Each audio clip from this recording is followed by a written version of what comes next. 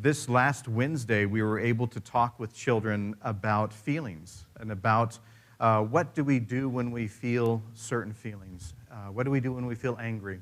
What do we feel when do we do when we feel sad? And what do we do when we feel happy as well? The encouragement was that we express our feelings, that we talk and that we share about ourselves.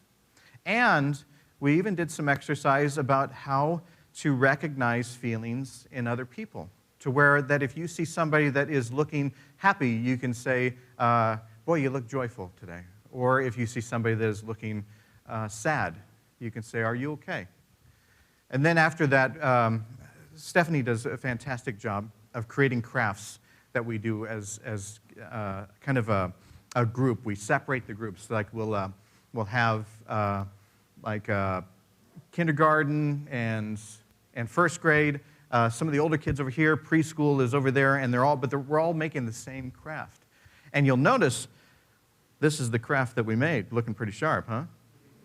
And what I did is I get the funnest part because I get to talk with the kids first, but then when they break into these groups, I get to go around and talk to each of the groups as they're making stuff.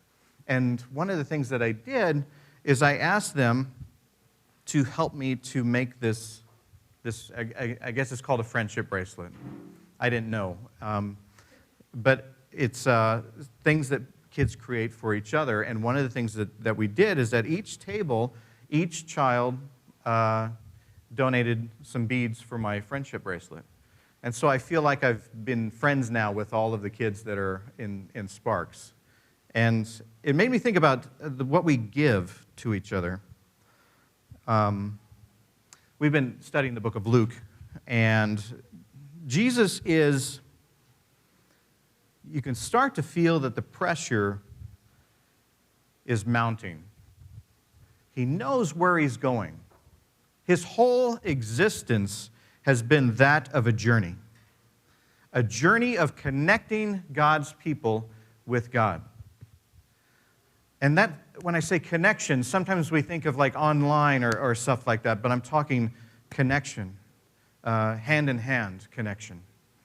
God in the flesh, making that connection with the people that God loves, which is everybody. Jesus is human. He's God and he's human.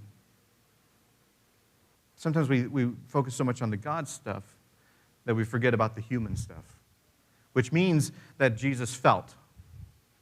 Jesus did feel happy.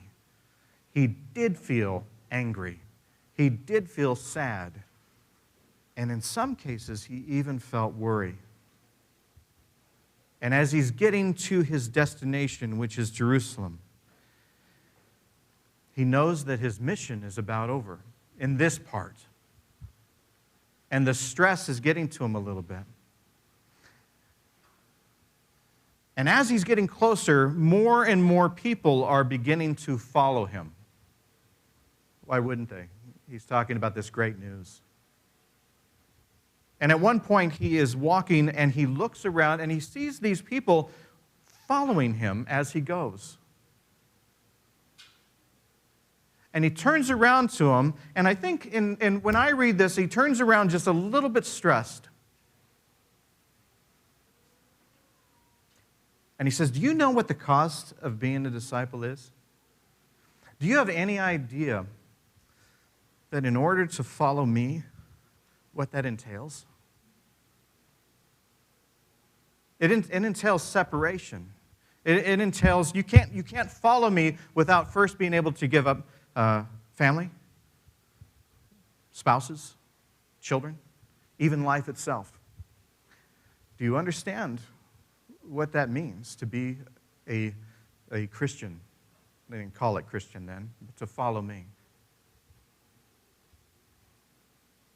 Do you understand that? He said, even a person that is a builder, before they build, like, we have some construction going on right outside here. Before they build, they have to make plans. They have to understand what the sacrifice is going to be.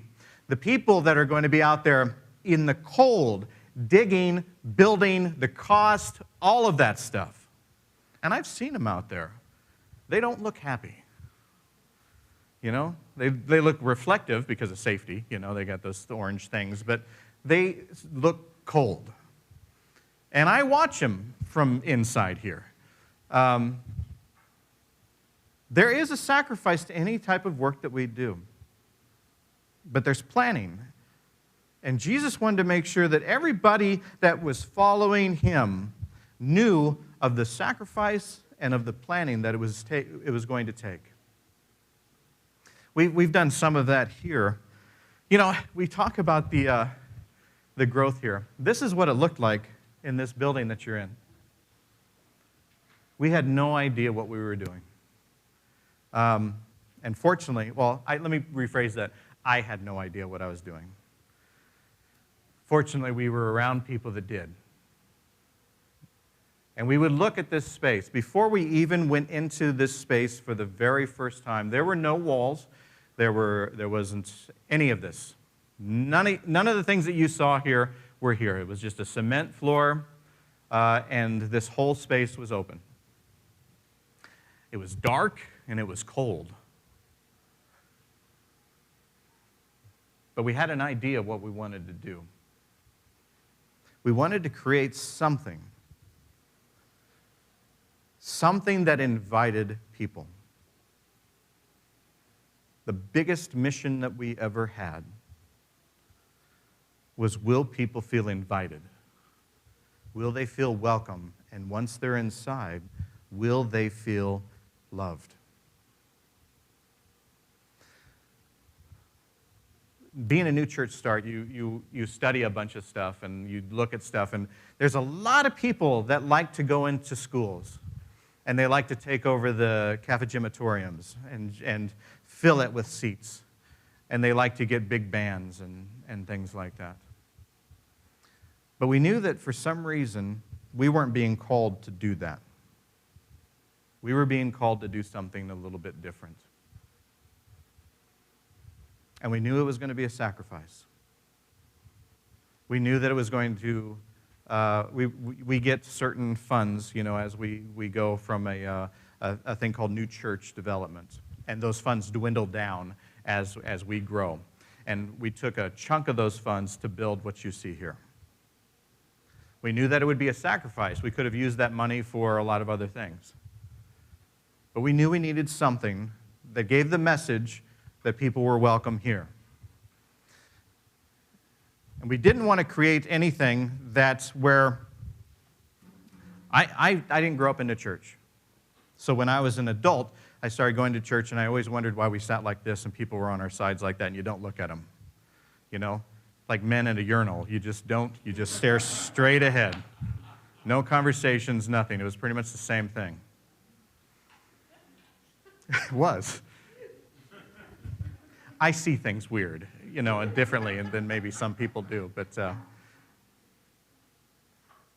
and then the oddest part would be people would be so stoic like this, and then after a service was over, they would go down the hallway or into the basement where they would sit and actually talk with one another. Some people would just get out of there and go home. But we wanted to create something that combined the place down the hall where people talked with the church service, because that is a little bit friendlier. Instead of sitting like this where people are just staring straight ahead, we got to sit where we're actually in conversation with one another. Those are the things that we talked about and thought of before the walls were even put up. We knew that by doing that, it would limit some of the space in here. We could have easily done the theater seating, and we talked about that. We talked about theater seating. We even talked about a little stage, because I'm 5'6", and, you know, it's hard to, you know, some kind of booster thing. But we talked about all of that kind of stuff. But what it came down to is what makes people feel comfortable? What makes people feel welcome? And what makes people feel loved? There's a lot of planning that goes into building a church. And the nice thing is is that that was just a creation of the walls. But we didn't know what the church was going to be like until all of you came. We created a start, but we never knew what it was going to be like once people came in through the door. Each one of you brought something of yourself. Each one of you brought a piece of who you were, a background, a story, a family, feelings. And each one of you brought that and sat at these tables where we could be in conversation with one another. And each one of you built this church. I don't care if you were there when we first built the walls, or if you've just started coming last week. You're part of who we are. You're part of this neighborhood. And I think that's what Jesus was talking about. When he was first saying, do you know what the cost is? Anytime that we start something, or anytime that we try to move forward with God's message, we give something of ourselves. Sometimes we don't even realize what it is. Sometimes we think of it as the people over there doing the backbreaking work and all of that kind of stuff. But sometimes it is just your presence. Sometimes it is just who you are. I think that's the most important thing that makes neighbors neighbors. We have all different kinds of people here. And I love that.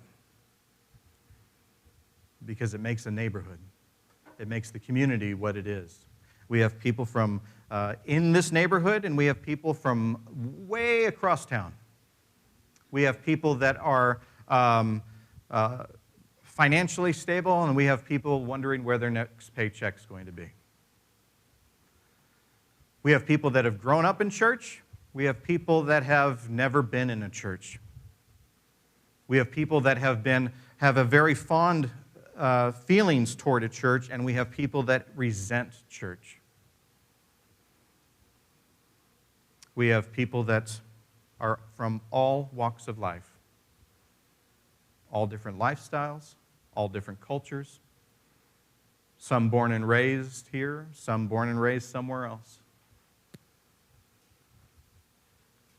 And every one of us, like the children that I talked to at Sparks,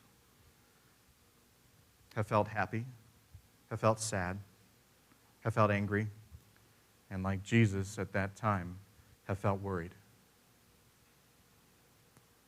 And we come together and we share that. And by sharing that, we build a church. A church with walls without people is a pretty boring place. It's a pretty empty place. A church with people of different lifestyles, different cultures, different backgrounds makes a church alive.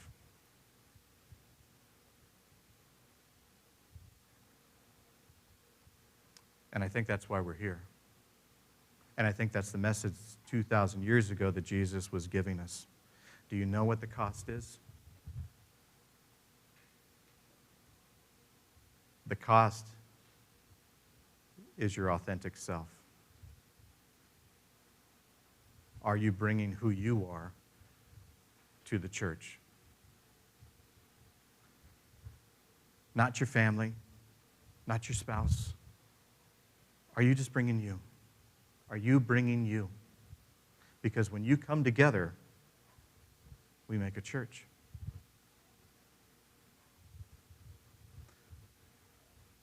I hope you know that. And one more thing.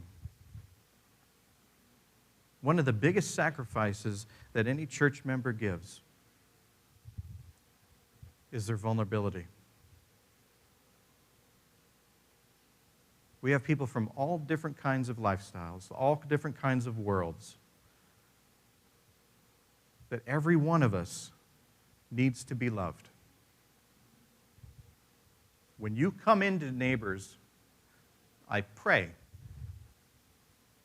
that you come in willing to love, but I also pray that you come willing to be loved. That is sometimes the hardest part. Are you allowing people to love you?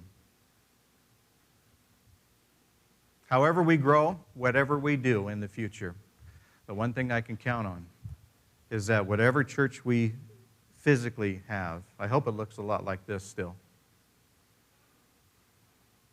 More importantly, I hope it still has a door.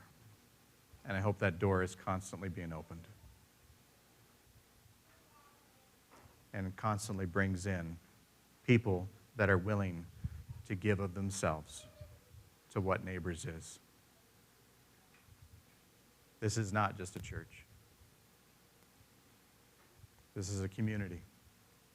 Thank you for being part of it.